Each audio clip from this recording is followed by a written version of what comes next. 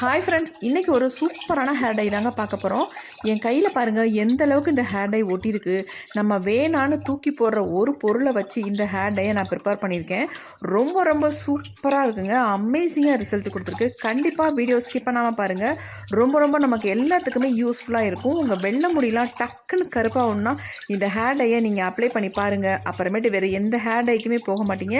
அந்தளவுக்கு சூப்பரான hair dye. வாங்க ஃப்ரெண்ட்ஸ், இதை எப்படி ப்ரிப்பேர் பண்ணலாம் அப்படின்றத வீடியோக்குள்ளே போய் டீட்டெயில்டாக பார்க்கலாம். ஹேர் டை ப்ரிப்பேர் பண்ணுறதுக்கு நம்ம என்ன எடுத்திருக்கோம் அப்படின்னா, தேங்காய் சிரட்டை தான் எடுத்திருக்கோம். அதாவது தேங்காய்லாம் துருவிட்டு வேணான்னு தூக்கி போடுவோம் பார்த்தீங்களா, தேங்காய் மூடி, அந்த மூடியை தான் எடுத்திருக்கோம். இதை வச்சு தான் இந்த ஹேர் டையை ப்ரிப்பேர் பண்ண போகிறோம். நிறைய பார்த்துருப்பீங்க நீங்கள், இல்லைன்னு சொல்லலை. ஆனாலும் நான் எப்படி ப்ரிப்பேர் பண்ணியிருக்கேனோ அந்த மாதிரி ப்ரிப்பேர் பண்ணி உங்கள் ஹேரில் அப்ளை பண்ணுங்கள்.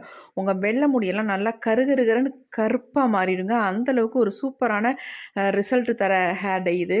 அதனால் கண்டிப்பாக இதை நான் எப்படி ப்ரிப்பேர் பண்ணுறேன் அப்படின்றத வீடியோ ஸ்கிப் பண்ணாமல் பாருங்கள். முக்கியமான ஒரு பொருள் நம்ம எடுத்துக்கணும். அது என்னென்னா, இந்த மாதிரி இடுக்கி ஒன்று எடுத்துக்கோங்க. இது எதுக்குன்னா, நம்ம அந்த தேங்காய் சிரட்டையை பிடிச்சி இதை எரித்து எடுக்கிறதுக்காக இந்த இடுக்கி ரொம்ப முக்கியம், நமக்கு தேவை. இப்போ நம்ம ஸ்டவ் ஆன் பண்ணி விட்டுக்கலாம். ஒவ்வொரு சிரட்டையாக இந்த மாதிரி நல்லா எரிய வச்சு எடுத்துக்கலாம். இந்த சிரட்டை மட்டையோடு இருந்தாலும் ஒரு பிரச்சனையும் இல்லைங்க. நமக்கு எரியறதுக்கு ரொம்ப யூஸ்ஃபுல்லாக இருக்கும். இப்போ நம்ம கொஞ்சம் நேரம் இப்படியே காட்டி தான் இதை எரித்து எடுக்கணும். ஏன்னா அது தீயாக பிடிக்கிறதுக்கு கொஞ்சம் நேரம் ஆகும். நான் இப்படியே கொஞ்சம் நேரம் காட்டிக்கிறேன். நீங்கள் முடிஞ்சால் கிச்சன்லேயே இதை எரித்து கரித்து எடுக்கலாம். அப்படி இல்லைன்னா நீங்கள் வெளியில் கூட கொண்டு வச்சு, உங்கள் வீட்டுக்கு வெளியில் கூட கொண்டு வச்சு இதை எரித்து கரித்து எடுத்துக்கோங்க. இதில் ஒரு சிலர் ஏதாவது கெரசின் அல்லது கேம்ஃபயர் ஏதாவது போட்டு கூட எரித்து எடுப்பாங்க. கண்டிப்பாக அந்த மாதிரி செய்ய வேண்டாம். இதை நல்லா டைரெக்டாக இந்த மாதிரி நெருப்புலேயே காட்டி நம்ம இதை எரித்து கரித்து எடுக்கிறது தான் ரொம்ப ரொம்ப நல்லது. ஒன்று ஒன்றா இந்த மாதிரி எரிச்சு எடுத்துக்கலாம். நம்ம வேணான்னு இதை தூக்கி போட்டுருவோம். ஆனால் இது நமக்கு ரொம்ப ரொம்ப யூஸ்ஃபுல்லாக இருக்கும். ஹேர் டைக்கு முடியில் நல்ல ஒரு கருமையை கொடுக்கும். அதேமாதிரி நல்லா ஒட்டிக்கும் முடியல. உங்கள் ஒயிட் ஹேரில் அப்படியே பிடிச்சிக்கும். ரொம்ப ரொம்ப யூஸ்ஃபுல்லாக இருக்கும். இதை 2 விதமாக கூட நீங்கள் பயன்படுத்தலாம். நம்ம மருதாணியெல்லாம் ரெடி பண்ணி ஹேரில் அப்ளை பண்ணுவோம் பார்த்தீங்களா, அதில் கூட இந்த பொடியை ஆட் பண்ணி நீங்கள் ஹேரில் அப்ளை பண்ணிக்கலாம். நல்லா உங்களுக்கு கருமை நிறத்தை கொடுக்கும். இந்த மாதிரி எரிய விட்டதுக்கு அப்புறமேட்டு நீங்கள் என்ன பண்ணுங்கள், தட்டிலலாம் போட்டிங்கன்னா தட்டு வீணாக போயிடும். அதனால் இந்த மாதிரி இரும்பு சட்டி எடுத்துக்கோங்க. அந்த இரும்பு சட்டியில் எரிய வச்சுட்டு நம்ம அதை உள்ளே போட்டுக்கலாம். இந்த மாதிரி உள்ளே போட்டுட்டிங்கன்னா உங்களுக்கு ரொம்ப ஈஸியாக இருக்கும். தட்டெல்லாம் வீணாகாது. இந்த மாதிரி நம்ம இரும்பு சட்டியில் போட்டுட்டிங்கன்னா அது பாட்டுக்கே எரியும். இன்னொரு சிரட்டையும் நம்ம இந்த மாதிரி எரிய வச்சு கொஞ்சம் சூடாக்கிட்டு நம்ம உள்ளே போட்டுட்டோம்னா ரெண்டும் சேர்ந்து நல்லா எரிஞ்சு நமக்கு கறிக்கொட்டை மாதிரி வந்துடும்.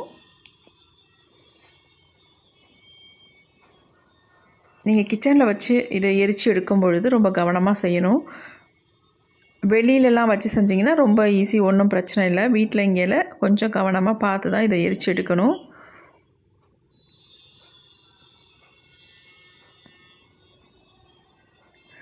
இது எரிஞ்சு நல்லா கறி மாதிரி வர்றதுக்கு நமக்கு எப்படியும் ஒரு 10 நிமிஷமாவது ஆகும்.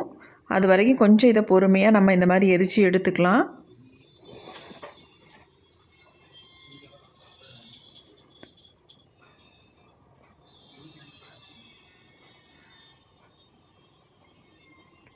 இப்போ இந்த சிரட்டையும் ஓரளவுக்கு பிடிச்சிக்கிச்சு. நம்ம ஸ்டவ்வை சுவிட்ச் ஆஃப் பண்ணிவிட்டு இதை இப்படியே நம்ம எரிய விட்டோம்னா அது படி எரிஞ்சிரும். நான் கிச்சன் டாப்லேயே வச்சு எரிய வைக்கிறேன்.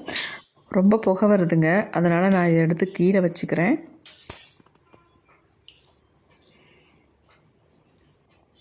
தரையில் வச்சு இந்த மாதிரி எரிய விட்டோம்னா நமக்கு எந்த பிரச்சனையும் இல்லை.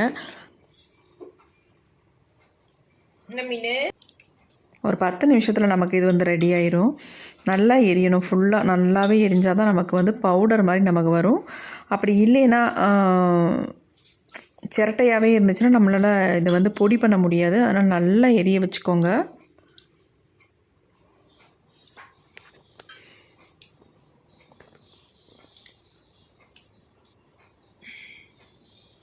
ஒரு சிலர் இந்த சிரட்டையை எரிய வச்சுட்டு அதுக்கப்புறம் இதில் சாம்பிராணி கூட போடுவாங்க.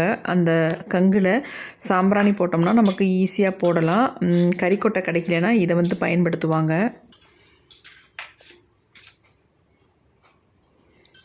பாருங்கள், எல்லாம் கொஞ்சம் கொஞ்சம் நல்லாவே எரிஞ்சு வந்துருச்சு. இப்போயே கொஞ்சம் கொஞ்சம் கங்கு வந்துருச்சு பாருங்கள். இந்த மாதிரி நீங்கள் தரையில் வச்சுட்டிங்கன்னா உங்களுக்கு ரொம்ப ஈஸியாக இருக்கும், அனல் தாவாமல் இருக்கும். என் வீட்டு பூனைக்குட்டி பாருங்கள் வந்து நின்று பார்த்துக்கிட்டு இருக்கா, என்னமோ பண்ணுறாங்க மம்மி அப்படின்ட்டு. ஒரு வேடிக்கையாக இருக்குது அவளுக்கு. இந்த பக்கம் பாருங்கள் ப்ரௌனி நின்றுக்கிட்டு இருக்கான், அவனும் வேடிக்கை பார்த்துக்கிட்டு இருக்கான். என்னை சுற்றி 2 பேர் நின்றுக்கிட்டு இருக்காங்க வேடிக்கை பார்த்துக்கிட்டு.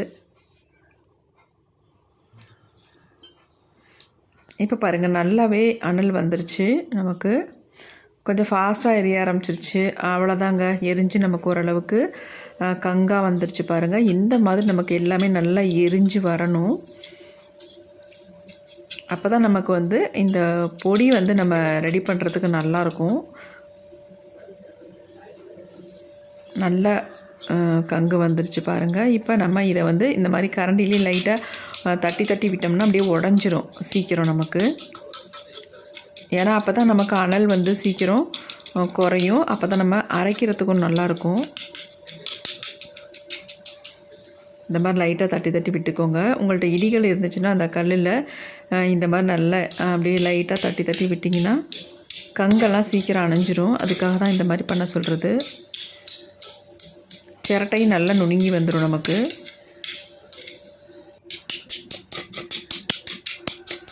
பாருங்கள் இதுலேயும் நல்ல உங்களுக்கு நுணுங்கிருச்சு.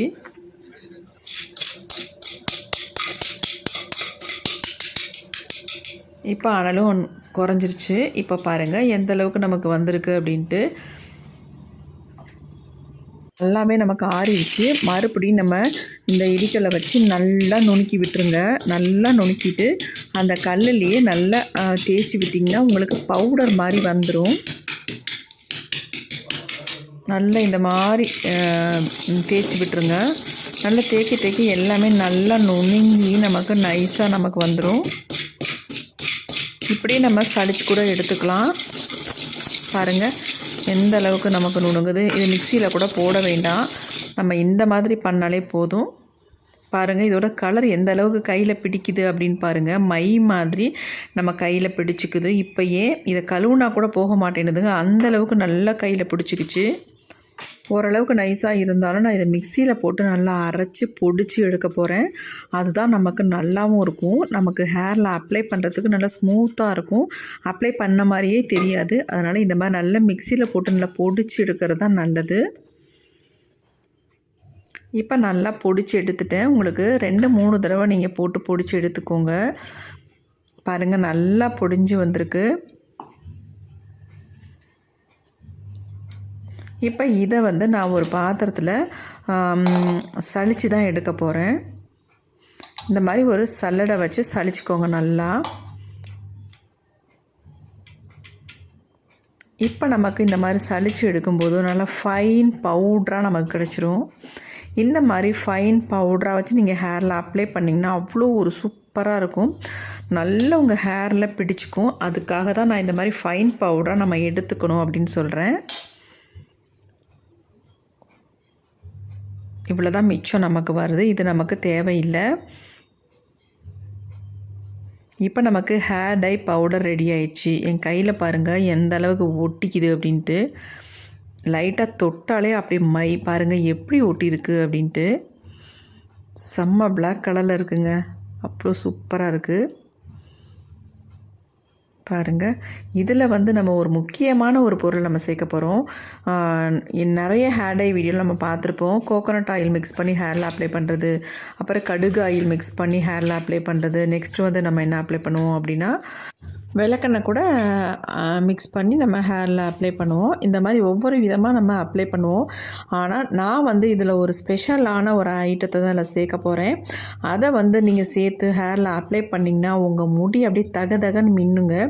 அந்தளவுக்கு ஒரு சூப்பரான எஃபெக்டிவான ஒரு பொருளை தான் இதில் சேர்க்க போகிறோம்.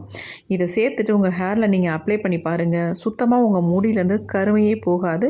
அப்படியே உங்கள் வெள்ளை முடியெலாம் டோட்டலாக பிளாக்காகவே மாறிடும். இன்ஸ்டண்ட்டாக உங்கள் முடி வந்து நல்லா கருகருன்னு ஆயிடும். நீங்கள் ஹேர் டை பக்கமே போக வேணாங்க. அந்தளவுக்கு சூப்பரான ஒரு பொருளை தான் இதில் சேர்க்க போகிறோம். இப்போ நம்ம ஒரு சின்ன பவுல் ஒன்று எடுத்துக்கிட்டோம். அதில் வந்து நம்ம ஹேர் டைக்கு எவ்வளோ தேவையோ அந்தளவுக்கு இந்த ஹேர் டை பொடியை நம்ம எடுத்துக்கலாம். உங்களுக்கு பாக்கி இருந்துச்சுன்னா நீங்கள் வந்து ஸ்டோர் பண்ணி கூட வச்சுக்கலாம். ஹேர் டையாகவே நீங்கள் ப்ரிப்பேர் பண்ணி ஸ்டோர் பண்ணி வச்சுக்கிட்டிங்கன்னா எப்போ வேணாலும் எடுத்து அப்ளை பண்ணிக்கலாம். ரெகுலராக டெய்லியும் கூட நீங்கள் யூஸ் பண்ணிக்கலாம். இப்போ நம்ம தேவையான அளவு கொஞ்சமாக எடுத்திருக்கோம். எனக்கு வந்து 1 ஸ்பூன் 1 1/4 ஸ்பூன் அளவுக்கு தான் எடுத்திருக்கேன். இதுவே நமக்கு மிச்சம் இருக்கும். இது வந்து கோகோனட் ஆயிலுங்க. கோகோனட் ஆயில் கூட நீங்கள் ஆட் பண்ணி நீங்கள் ஹேரில் அப்ளை பண்ணிக்கலாம். எதுக்காக காட்டுறேன் அப்படின்னா, நான் இப்போ இதை வந்து ஊற்றி அப்ளை பண்ண போகிறது கிடையாது. இதுக்கு பதிலாக நான் வந்து பாதாம் ஆயில் தான் எடுத்திருக்கேன். இந்த பாதாம் ஆயிலை நீங்கள் இதில் மிக்ஸ் பண்ணி ஹேரில் அப்ளை பண்ணி பாருங்கள். அமேசிங்கான ரிசல்ட் கிடைக்கும். கண்டிப்பாக டோட்டலாக உங்கள் ஒயிட் ஹேர் எல்லாம் பிளாக்காக மாறிடும். அந்தளவுக்கு சூப்பரான ரிசல்ட் கொடுக்கும். வேறு எந்த ஆயிலை வந்து நீங்கள் இதில் மிக்ஸ் பண்ணாலும் அந்தளவுக்கு ரிசல்ட் கொடுக்காது. ஆனால் பாதாம் ஆயில் நீங்கள் ஊற்றி ஆட் பண்ணி பாருங்கள், அவ்வளோ ஒரு சூப்பரான ரிசல்ட் கொடுக்கும். இதோட விலை வந்து வெறும் ₹120 தான். டிபார்ட்மெண்ட் ஸ்டோரில் நமக்கு எல்லா டிபார்ட்மெண்ட் ஸ்டோர்லேயும் கிடைக்கும். இதில் வந்து நம்ம தேவையான அளவு இந்த பொடியில் நம்ம ஊற்றிக்கலாம்.